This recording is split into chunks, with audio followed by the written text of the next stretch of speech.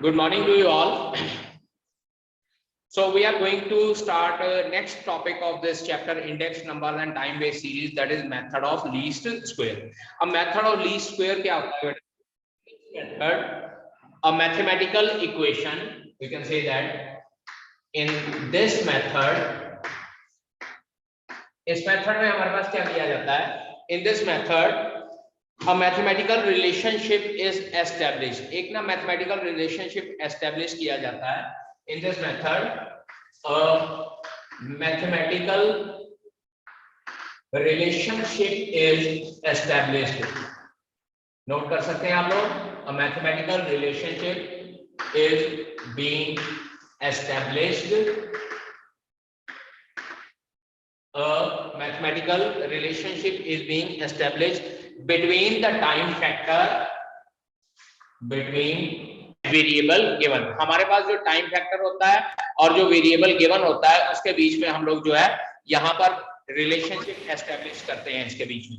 And variable given, आमतौर पर generally हम लोग को यहाँ पर एक ही वेरिएबल गिवन होता है. या तो हम लोग टाइम फैक्टर को टी आई और वेरिएबल को वाई आई के मेथड से कंसीडर कर लेते हैं. So let us consider let t1 y1 t2 y2 and so on tn yn. Different हम लोग tn yn तक डिफरेंट वेरिएबल कंसीडर कर लेते हैं. denotes the given time series, denotes the given time series. ये हमारे पास एक गिवन टाइम सीरीज हम लोगों को गिवन होती है. टाइम सीरीज इस तरह से बेटा हम लोगों को एक कॉलम में ईयर की फॉर्म में दिया होता है, जैसे हम लोग पिछले क्वेश्चन में किया था 99. जिस तरह से हमारे पास पिछले क्वेश्चंस में हम लोगों को टाइम सीरीज के फॉर्म में हम लोगों को दो कॉलम दिए होते थे. एक कॉलम में हम लोगों को ईयर्स गिवन होता है और दूसरे कॉलम में उसके कॉरेस्पॉन्डिंगली कुछ न कुछ सेल्स की वैल्यू दी हुई होती है या कुछ यूनिट प्रोड्यूस वगैरह की वैल्यू दी हुई होती है. तो उसमें हम लोग जो ये T1 T2 T3 and so on up to Tn है, इसको हम लोग ईयर्स कंसीडर कर लेते हैं. और जो Y1 Y2 Y3 and so on up to Yn है, इसको हम लोग वेरिएबल कंसीडर करते हैं जो वेरिएबल की वैल्यू हम लोगों को गिवन होती है. तो उसको हम लोग इस तरह से कोऑर्डिनेट्स की फॉर्म में लिख लेते हैं. सो T1 Y1 T2 Y2 and so on Tn Yn will the given time series. और इसके बीच में हम लोगों ने एक रिलेशनशिप एस्टेब्लिश करना होता है. और बेटा जी वो रिलेशनशिप एस्टेब्लिश करने के लिए हमारे पास दो इंपॉर्टेंट चीजें होती हैं जो हम लोगों ने ध्यान में रखनी होती हैं. First one is the sum of deviation, the sum of deviation. इस तरह से हम लोगों ने उसका जो रिलेशनशिप बनाना होता है कि sum of deviation from sum of deviation y from all the different values given, from all the different trend values, you can say that all the different trend values is 0. trend values is 0. मतलब क्या है कि अगर हम लोग यहाँ पे summation निकालते हैं yi minus y minus Y हम लोग डिफरेंट ट्रेंड वैल्यूज निकालते हैं या y minus Y trend value हम लोग निकाल लेते हैं, तो that will come out to be equals to 0. मतलब क्या है कि हर एक वैल्यू में से हम लोग एक सेंटर में अप्रोक्सीमेटली वैल्यू y कंसीडर कर लेते हैं और उसमें से हम लोग गिवन ट्रेंड वैल्यूज माइनस करते रहते हैं और उन सभी ट्रेंड वैल्यूज का आंसर हमारे पास सम इज इक्वल्स टू 0 आता है. बेटा जब हम लोग इसको क्वेश्चंस को सॉल्व करेंगे तो बहुत इजीली समझ आ जाएगा, क्योंकि 10th क्लास में हम लोगों ने इस तरह के क्वेश्चंस किए while finding out the median of the data. जैसे 10th क्लास में हम लोग मीडियन बिल्कुल मिड वैल्यू फाइंड आउट कर लेते थे, उसके बाद माइनस करना शुरू करते थे तो सभी वैल्यूज का सम 0 आता था. उसके अकॉर्डिंगली यहाँ पर भी ट्रेंड वैल्यूज का जो सम है वो 0 आना चाहिए. और सेकंड क्या है, the summation, that is the sum of squares, the sum of squares of deviation, sum of squares of deviation should be least. Sum of squares of deviation, that is summation y minus yt का whole square, summation y minus yt का whole square should be least, should be least. इस तरह से हम लोगों ने ये relationship इसके बीच में बनाना होता है. और एक बार याद रखिए बेटा, जब भी हम लोग रिलेशनशिप बनाते हैं दो वेरिएबल के बीच में, जैसे यहाँ पर हमारे पास एक वेरिएबल टाइम है, दूसरा वेरिएबल वैल्यू ऑफ y है, उसके अकॉर्डिंगली ट्रेंड वैल्यू गिवन है. इन दोनों के बीच में जब भी वेरिएबल बनेगा तो वो वेरिएबल हमारे पास एक स्ट्रेट लाइन की फॉर्म में या एक लीनियर इक्वेशन की फॉर्म में बनता है। एंड दैट रिलेशनशिप यहाँ पर लिखना है तो लिख लीजिए, मैं यहाँ पे रब कर देता हूँ। रिलेशनशिप हमारे पास क्या बन जाएगा, and that relationship will be given by yt is equals to a plus bx। yt is equals to a plus bx की फॉर्म में होता है हमारे पास। और जनरली यहाँ पर जो ये ट्रेंड वैल्यू का जो वेरिएबल है हम लोग ये फाइंड आउट करते हैं, ये बेस करता है जो x हम लोग को डाटा गिवन होता है उसको हम लोग x कंसिडर कर लेते हैं और उसके अकॉर्डिंगली सॉल्व करना शुरू करते हैं। नाउ इफ वी कंसिडर कि a और b यहाँ पर क्या है, तो हम लोग यहाँ पर कह सकते हैं कि a and b are constants. यहाँ पर जो a है और b है इनकी वैल्यू कांस्टेंट होती है। जब भी हम लोगों ने रिलेशनशिप फाइंड आउट करना है, ट्रेंड वैल्यू के अकॉर्डिंगली एक ट्रेंड इक्वेशन बनानी होती है जो रिलेशनशिप फाइंड आउट करने के लिए, this relation is given by yt is equals to a plus bx where a and b are constants. और उसके बाद x क्या होता है, x हमारे पास क्या होता है, x is deviation of t, deviation of t मतलब जो हम लोग को टाइम सीरीज गिवन होती है, टाइम गिवन होता है ना 1994, 1995, 1996 वगैरह, जो x है वो उसको डेविएशन को शो करता है। हम लोग एक मिडिल मोस्ट वैल्यू अप्रोक्सीमेटली निकाल लेते हैं, उसके साथ डेविएशन शो करता है। और उसके बाद इसकी ट्रेंड वैल्यू फाइंड आउट करने के लिए बेटा हम लोगों को दो नॉर्मल इक्वेशंस बनानी पड़ती हैं जहां से हम लोग a और b की वैल्यू फाइंड आउट करते हैं। And those normal equations are given by, note कर लीजिएगा, the normal equations for finding out this trend equation will be given by summation y is equals to na plus b times summation x, summation y is equals to na plus b times summation x। और दूसरी equation होती है summation xy is equals to a times summation x plus b times summation x square। ये दो equation बेटा आप लोगों ने याद रखनी है। ये दोनों इक्वेशंस को सॉल्व करके हम लोग a और b की वैल्यू निकालते हैं, जो a और b वैल्यू हम लोगों ने यहाँ ट्रेंड इक्वेशन में पुट करनी होती है। And these two equations are called as normal equations. ये नॉर्मल इक्वेशंस को हम लोग यूज करके यहाँ पर ट्रेंड वैल्यू की इक्वेशन फाइंड आउट करते हैं। अब यहाँ पे देखिए, यहाँ पर a और b तो मैंने लिख दिया कि ये कांस्टेंट है, और समेशन x क्या है हमारे पास, deviation of t, summation x square, जैसे +1 क्लास में हम लोग स्टैंडर्ड डेविएशन वगैरह फाइंड आउट करने के लिए समेशन x फाइंड आउट करते हैं, तो एक नया कॉलम समेशन x स्क्वायर का बनाना होता है, वो हम लोग यहाँ पे पुट करते हैं। और n क्या होता है, n होता है number of years for which the data is given, number of years for which the data is given. तो n जो होता है हमारे पास नंबर ऑफ इयर्स होता है जिसके लिए डाटा हम लोगों को गिवन होता है। अब बात करते हैं कि हम लोग a और b की वैल्यू किस तरह से फाइंड आउट करते हैं। तो मैंने आपको ये बताया कि x हमारे पास क्या होता है, deviation of t from origin. अब deviation of t from origin का मतलब क्या होता है कि हम लोग जो टाइम सीरीज होती है, the mid point of time series, the mid point of time series is considered as, midpoint of time series is considered as origin। जो हम लोगों को टाइम सीरीज का डाटा दिया होता है उसकी बिल्कुल अप्रोक्सीमेटली मिड वैल्यू को हम लोग ओरिजिन कंसिडर कर लेते हैं। और जब हम लोग उसको ओरिजिन कंसिडर करने के बाद सब्ट्रैक्शन वगैरह करना शुरू करते हैं, तो वो हमारे पास जो आता है समेशन xi जो है, इन दैट केस 0 आता है। तो जब हम लोग मिड वैल्यू फाइंड आउट करेंगे तो summation xi will become equals to 0। और ये वैल्यू जब हम लोग ये दोनों इक्वेशंस में पुट करते हैं, जब हम लोग ये वैल्यू दोनों इक्वेशन में पुट करते हैं, तो देखिए यहाँ पर हमारे पास समेशन x अगर 0 आ जाएगा तो यहाँ से a की वैल्यू आती है y डिवाइडेड बाय n।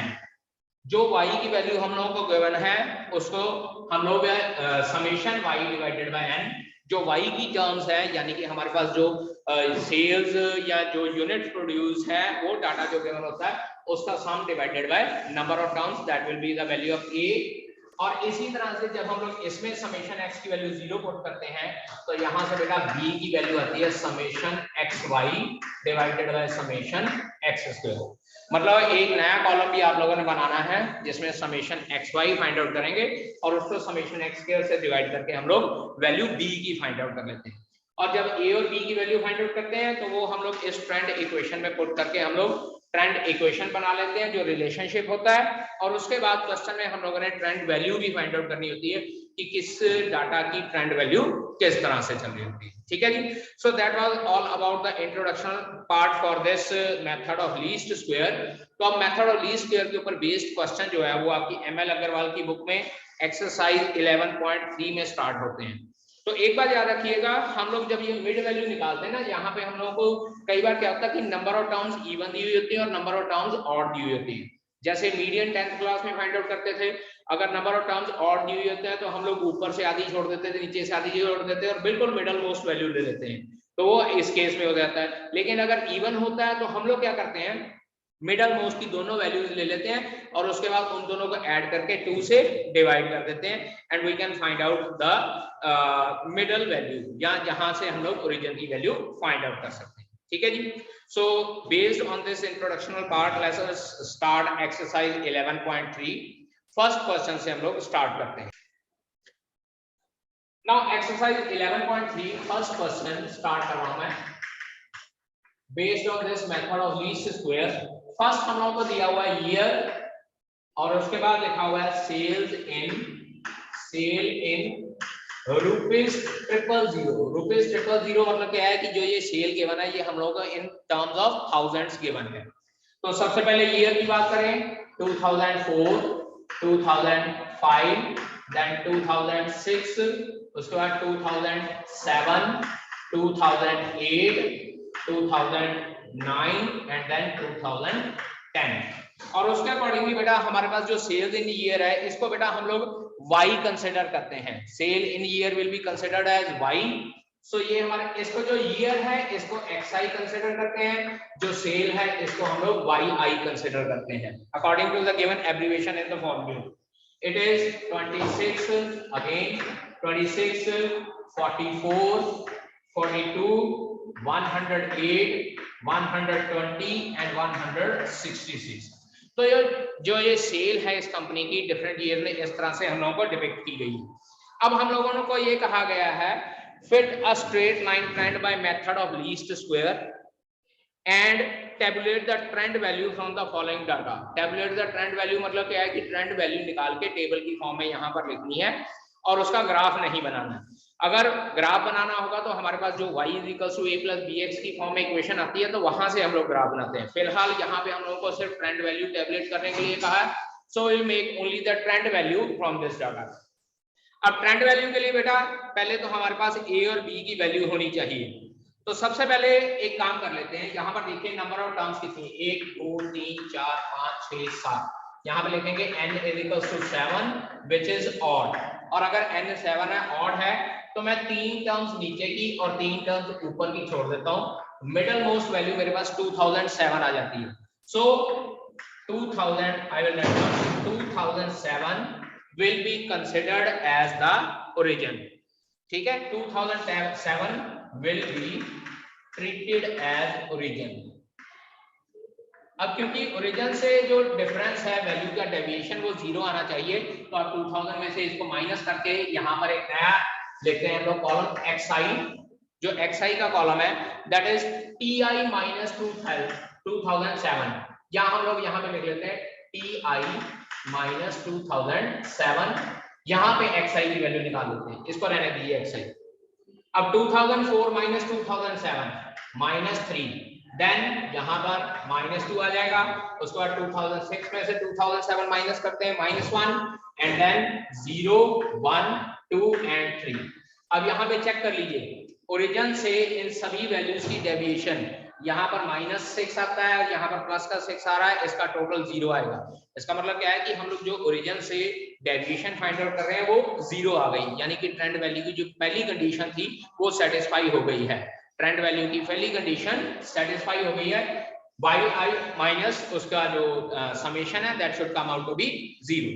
अब इसके बाद हम लोग फाइंड आउट करते हैं एक्स स्क्वायर, क्योंकि जो इक्वेशंस थी हमारे पास, जो नॉर्मल इक्वेशंस थी उसमें डिफरेंट वैल्यूज थी, एक समेशन एक्स स्क्वायर थी, एक समेशन एक्स वाई थी, और उसके बाद समेशन वाई की वैल्यू भी है। तो वो चीजें हम लोग यहाँ पे फाइंड आउट करने हैं। यहाँ पर अगर हम लोग समेशन वाई फाइंड आउट करके देखें तो ये हमारे पास टोटल आता है बेटा 532। I have done calculation earlier.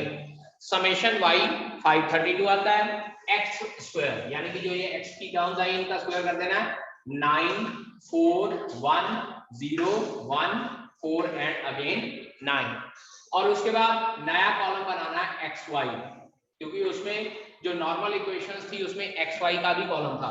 तो मींस टू से जो एक्स वाली टर्म है और जो ये वाई वाली टर्म्स है इनको आपस में मल्टीप्लाई करना है। See here 26 into -3 -78, 26 into -2 -52, 44 into -1 -44, 42 into 0 is 0, 108 into 1 108, 120 into 2 240. It will be 240. After that 166 into 3, 166 into 3 हम लोग करते हैं तो ये आ जाता है 498, और उसके बाद समेशन एक्स स्क्वायर भी चाहिए, समेशन एक्स भी चाहिए, और समेशन एक्स वाई भी चाहिए। समेशन एक्स तो हमारे पास 0 हो ही जाएगा, समेशन एक्स स्क्वायर इसको ऐड करते हैं 14 और 14 28, और इसके बाद इन सबको ऐड करना है हम लोगों ने। प्लस वाली टर्म सेपरेट ऐड करनी है, माइनस वाली टर्म सेपरेट ऐड करनी है, और जब हम लोग इसको सॉल्व करेंगे बेटा summation X Y comes out to be 672।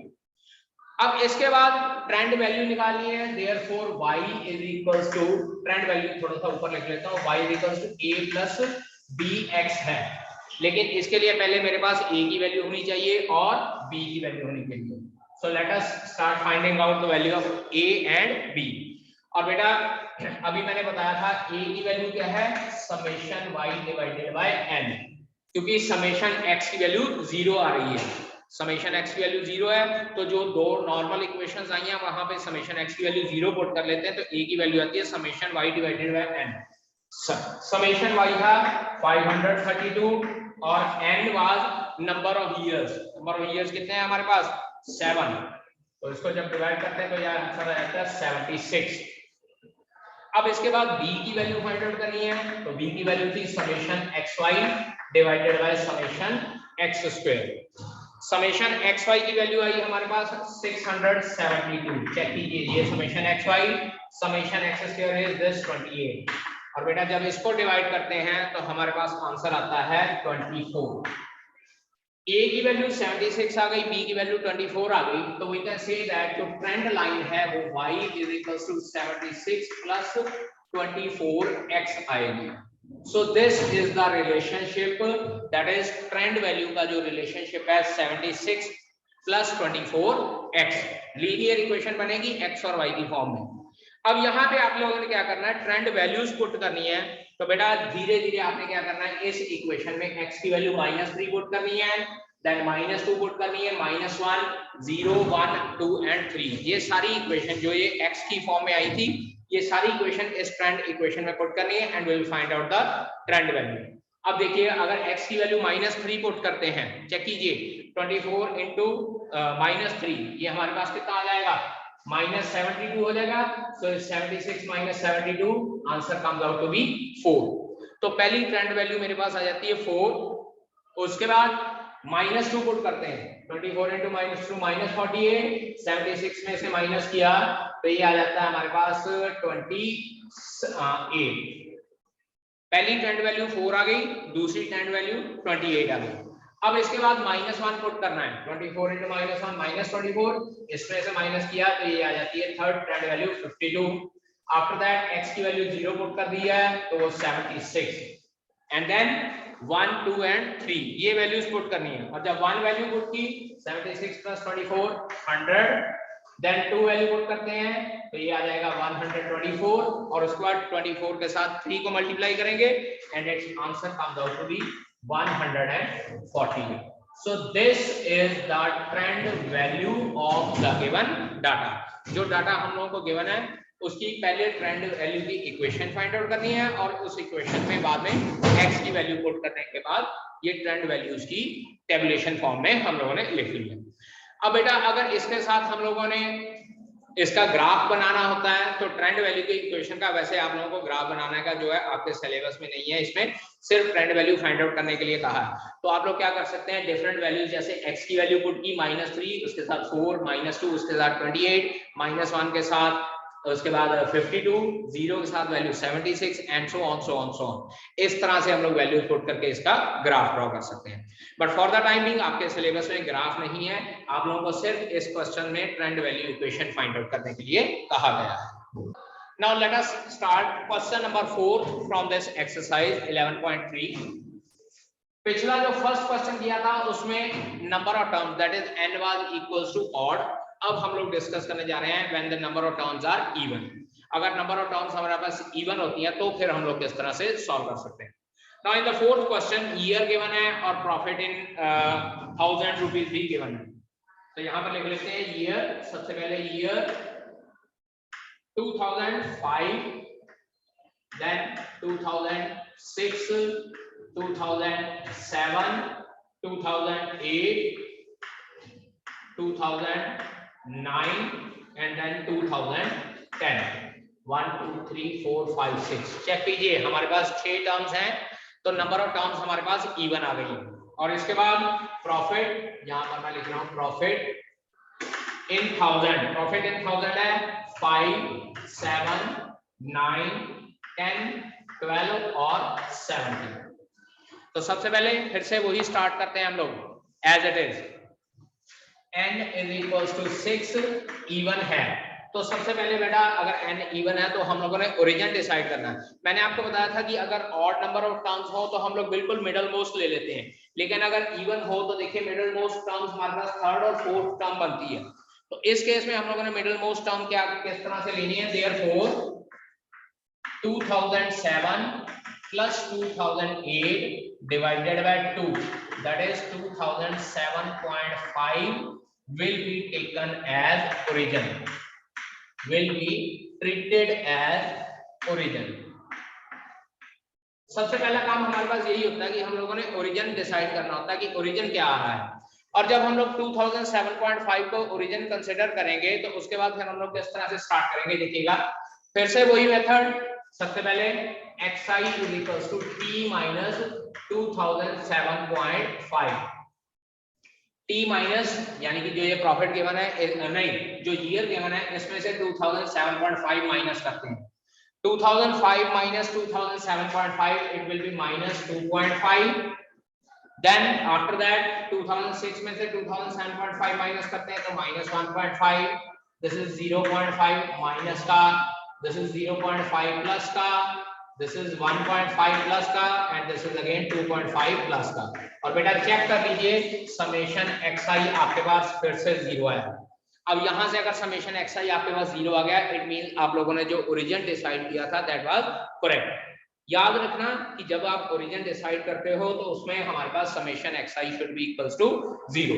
अब उसके बाद फिर से वही, एक तो हम लोगों ने फाइंड आउट करना है x स्क्वायर, एक कॉलम हम लोगों ने बनाना है x square, second column we have to make xy and then third column हम लोगों ने y equals to a plus bx जो ट्रेंड इक्वेशन है उसका कॉलम हम लोगों ने बनाना है। तो सबसे पहले बात करते हैं x स्क्वायर, जो x वाली टर्में हैं इनका स्क्वायर करना है। -2.5 का स्क्वायर 6.25, -1.5 का square 2.25, this is 0.25, again 0.25, 2.25 and then 6.25। ये सारी की सारी जो x वाली टर्म्स हैं इनका स्क्वायर कर दिया और उसके बाद इन सबको ऐड करना है तो ये 17.50 आता है। This is summation x square and after that x into y, ये x वाली टर्म थी ये y वाली टर्म थी, इन दोनों को आपस में मल्टीप्लाई करना है प्रॉफिट वाले को। 5 into -2.5 -12.5 -12.5, उसके बाद -1.5 into 7 -10.5, -0.5 into 9 -4.5, 0.5 into 10 5, 1.5 into 12 15 into 12 18 होता है 180, it will be 18, 2.5 into 17 37.5 आ जाएगा 375 नहीं 375 नहीं 17 से मल्टीप्लाई करना बेटा 42.5 425 होता है 25 17 से। After this addition of this X Y column, और जब इसको ऐड करते हैं ये आ जाएगा 22 23 27.5 65.5, तो ये 27.5 इसमें माइनस करते हैं, answer comes out to be 38.5 नहीं 38 एग्जैक्ट आंसर 38 आ जाएगा। तो ये हमारे पास आ जाता है summation X Y is equals to 38। Now after this we need to find out the value of A and B. तो बेटा जी ए की वैल्यू क्या है समेशन y अपॉन n, क्योंकि समेशन xi 0 आ चुका है, तो a की वैल्यू आ जाएगी समेशन y यहां पर चेक कर लेते हैं पहले 12 21 31 53 70 60 हमारे पास आता है सम 12 21 31 और 12 43 और 17 60, तो यह आ जाएगा summation y 60 divided by 6, answer comes out to be 10।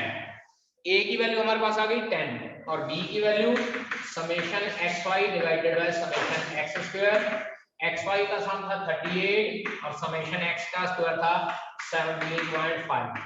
बेटा जब इसको डिवाइड करते हैं कैलकुलेशन करके आप लोगों ने खुद देख लेना है, अप्रोक्सीमेटली b की वैल्यू 2.17 आती है, आगे तक भी चली जाएगी, हम लोग सिर्फ 2 डेसिमल प्लेस तक कंसीडर कर लेते हैं। और उसके बाद इसका मतलब हमारे पास ट्रेंड इक्वेशन बन गई 10 प्लस 2.17 इनटू x, और उसके बाद बेटा ये x की वैल्यूज उसमें पुट करके आप लोगों ने सॉल्व करके देख लेना है। मैंने कैलकुलेशन की हुई है, so I am going to write down directly the answer. जब x की वैल्यू -2.5 इसमें पुट करेंगे तो फर्स्ट आपका आंसर आता है 4.57, देन x की वैल्यू -1.5 पुट करनी है तो answer comes out to be 6.74, and then third value -0.5 उसमें पुट करेंगे so answer will be 8.91, and after that value put करते हैं 0.5 उसमें पुट करेंगे it will come out to be 11.09, then again 1.5 उसमें पुट करेंगे वैल्यू और 10 प्लस 2.17 इनटू 1.5 ये आ जाएगा 13.26, एंड लास्ट वन जो लास्ट वैल्यू है दैट इज 15.4। सो ये आप लोगों के पास ट्रेंड वैल्यूज आ जाएंगी जिसको टेबुलर फॉर्म में लिखना है, और क्वेश्चन में हम लोगों को सिर्फ टेबुलर फॉर्म में ही लिखने के लिए कहा गया है, so we are going to write down here only. और ग्राफ बनाना है तो -2.5 के साथ 4.57, -1.5 के साथ 6.74, मतलब क्या है कि x की वैल्यूज के साथ y की वैल्यूज का ग्राफ आप लोगों ने बनाना है, ठीक है जी। So that was all about की ट्रेंड वैल्यू की इक्वेशन किस तरह से फाइंड आउट की जाती है y = a + bx की फॉर्म में, और a और b की वैल्यू फाइंड आउट करने के लिए हम लोग क्या करते हैं नॉर्मल इक्वेशंस हम लोग बनाते हैं, summation y = a + b times summation x और n a टाइम, और अगर दूसरी है यहाँ पर summation xy = a into summation x plus b into summation x square. ये दो नॉर्मल इक्वेशंस आप लोगों ने अपने माइंड में रखनी है जहां से आप ये a और ये b की वैल्यू फाइंड आउट कर सकते हैं, ठीक है जी।